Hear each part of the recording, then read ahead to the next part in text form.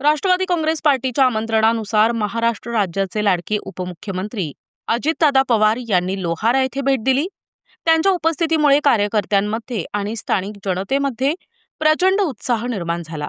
त्यांनी आपल्या व्यस्त वेळापत्रकातून वेळ काढून स्थानिक समस्या जाणून घेतल्या आणि आगामी जिल्हा परिषदेच्या निवडणुकीसंदर्भातील स्पष्ट मार्गदर्शन जिल्हा परिषद उमेदवार श्रीकांत पाटील यांना केले।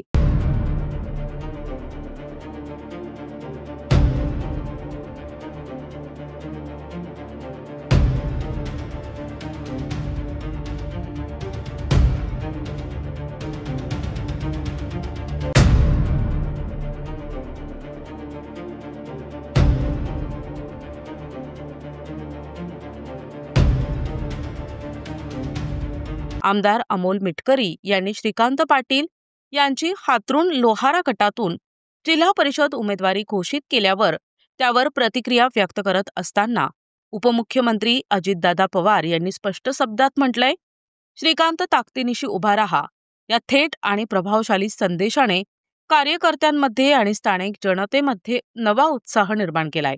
उपस्थित कार्यकर्त्यांनी त्यांच्या संदेशाचा ऊर्जादायी स्वरूपात स्वीकार केला आणि आगामी काळातील कामांसाठी एकजूट होण्याचे वचन दिले।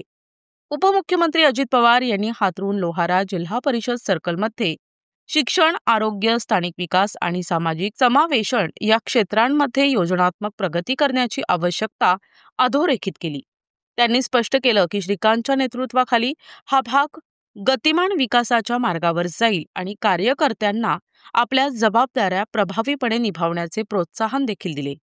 अजितदादा पवार आणि आदरणीय अमोल मिटकरी यांचे मार्गदर्शन, स्थानिक नागरिकांचा विश्वास आणि कार्यकर्त्यांची निष्ठा यांच्या बळावर हातरून लोहारा जिल्हा परिषद सर्कलमध्ये सर्वांगीण विकास साधण्याचा श्रीकांत पाटील यांचा निर्धार अधिक दृढ झालाय।